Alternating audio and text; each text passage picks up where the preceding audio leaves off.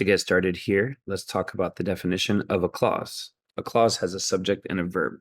If we say John jumped, John is the subject and jumped is the verb, so that's an independent clause. If you add a weak conjunction at the front, like since, then it becomes a dependent clause. If you say since John jumped, you can't put a period anymore. Now, when an independent clause is followed by a dependent clause, it gets no comma. So John jumped because he needed shoes. This is the independent clause, and this is the dependent clause because it starts with the word because, which is a weak conjunction. So independent, dependent, no comma. Dependent, independent, yes, comma. Because John has shoes, he jumped.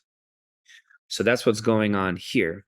Here we have this part in blue, which could have been an independent clause if you include the word lifelike.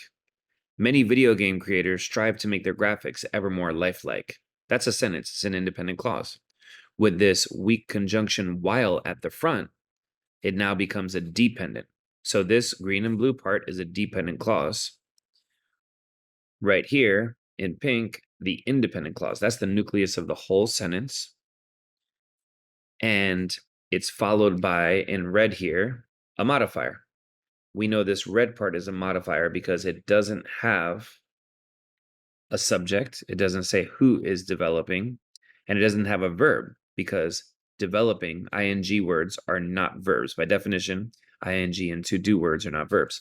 So all in all, we have in green and blue, a dependent clause. In pink, an independent clause. Dependent, independent gets the comma with a modifier at the end, which really we don't really even count as there. We kind of read as if it weren't even there. So the main part of the sentence says, while many video game creators strive to make their graphics ever more lifelike, others look to the past. So the answer here is C.